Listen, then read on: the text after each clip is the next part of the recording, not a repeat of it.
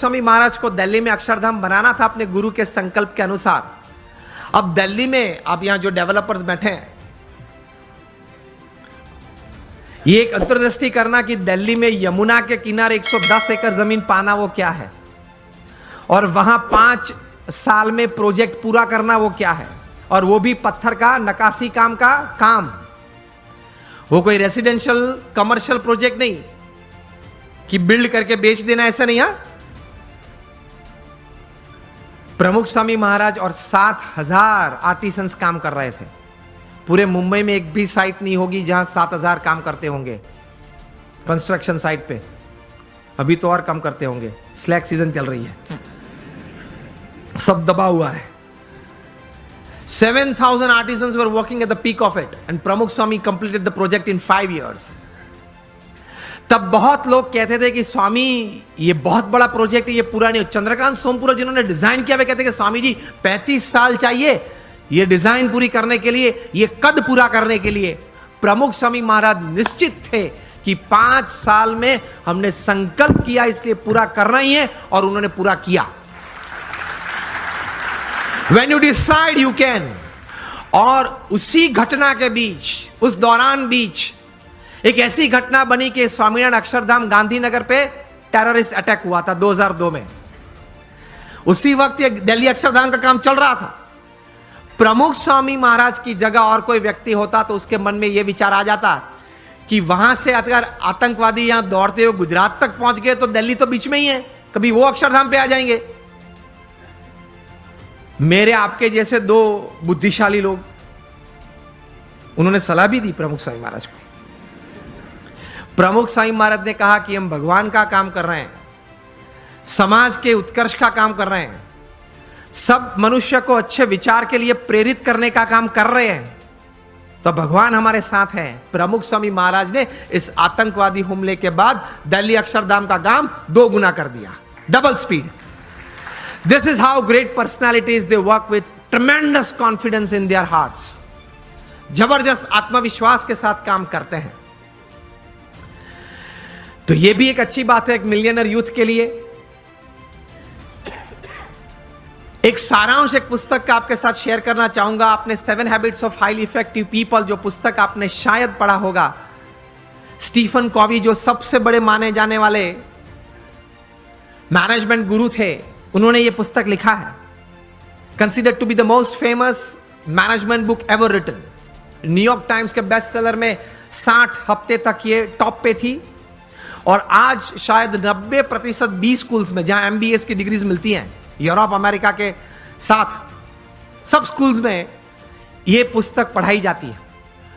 और Fortune 500 companies के शायद ही कोई एग्जीक्यूटिव्स बचे होंगे जिन्होंने इस पुस्तक का कोई कोर्स ना किया हो, कोई क्रैश कोर्स 1 हफ्ते का, 2 हफ्ते का, 5 हफ्ते का कोर्स ना किया हो।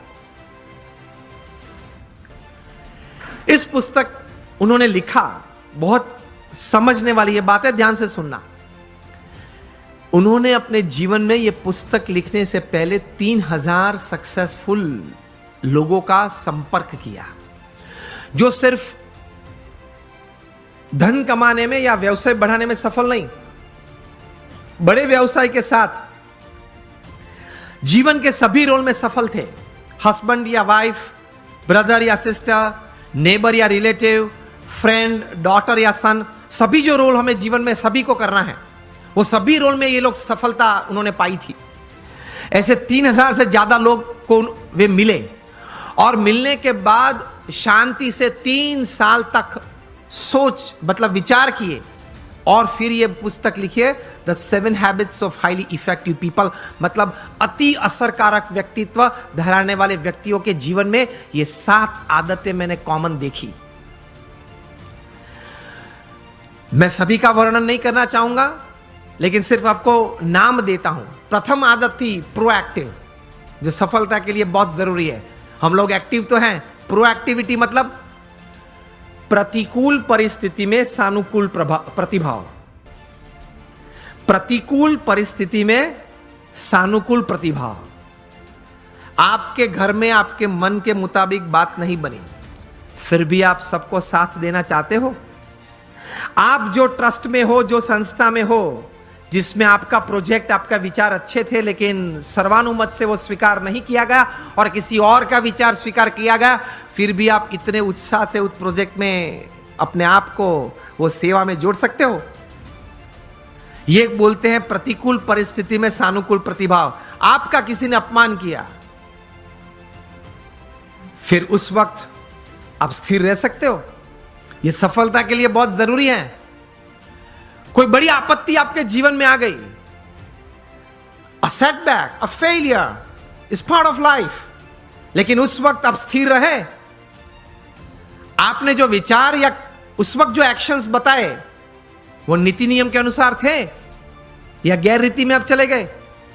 प्रतिकूल परिस्थिति में सानुकूल प्रतिभाव। किसी ने चांटा मारा, फिर भी आप हंस रहे, हंस सकते हैं। To keep yourself stable is the first important aspect. प्रतिकूल परिस्थिति में सानुकूल प्रतिभाव। दूसरी बात लिखते हैं, begin with the end in mind. जो भी आप करना चाहते हैं तो उसका अंतिम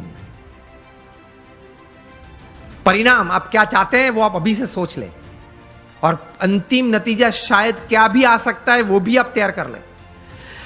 तीसरी बात लिखिए, putting first things first, priority. चौथी बात लिखिए, थिंक विन विन। आप भी जीते, मैं भी जीतूं। आप भी पैसा कमाए, मैं भी कमाऊं। आप भी सुखी हो, मैं भी सुखी हूं। क्योंकि ये नेट का जमाना है, एज ऑफ इंफॉर्मेशन है, क्वालिटी कंट्रोल का जमाना है। आप किसी व्यक्ति या किसी कलीग के साथ एक बार दो बार चीटिंग कर पाओगे, तीसरी और चौथी बार नहीं। यस और नो? Think win win. मैं जिसके साथ धंधा करता हूं वो भी जीते, मैं भी जीतूं। वो भी सुखी हो, मैं भी सुखी हूं, दोनों कमाए। पांचवी बात लिखी थी, seek first to understand and then to be understood. ये मिलियनर यूथ समृद्ध जीवन के लिए ये आदत बहुत जरूरी है। Seek first to understand and then to be understood. आप पहले वो व्यक्ति को समझने का प्रयत्न करें, फिर वो व्यक्ति मुझे समझे, ऐसी अपेक्षा रखे। हमारी बात ये होती है कि देख तू मेरा सुन, पहले तू मेरी बात सुन।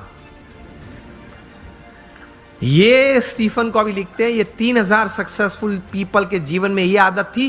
पहले वे सामने वाले व्यक्ति को शांति से सुनते थे।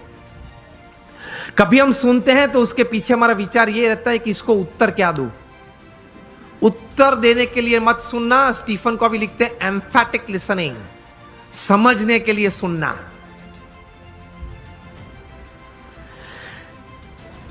पांच आदतें हुई। सिक्स्थ लिखते हैं, सिनर्जी। एनर्जी तो हम सब समझते हैं, मतलब आगे ऐसा लगता है। सिनर्जी मतलब दो या दो से ज्यादा व्यक्ति जब साथ में आते हैं, कुछ काम करने का निर्णय लेते हैं, काम करना शुरू करते हैं, मतभेद हो जाते हैं, कभी मनभेद भी हो जाते हैं, फिर भी साथ रहने का निश्चय करते हैं, साथ रहते हैं और चर्चा करते हैं, कॉमन मिनिमम प्रोग्राम डिसाइड करते हैं, कॉमन मिनिमम प्रोग्राम के लिए अपनी एनर्जी रिसोर्सेज अंदर डालते हैं, एक परिणाम पैदा करते हैं और परिणाम का आनंद लेते हैं। उसी आनंद में दूसरा काम करने का तैयार करते हैं, उसको सिनर्जी बोलते हैं। ये सिनर्जी के साथ काम करना वो आपको समृद्ध बनाएगा।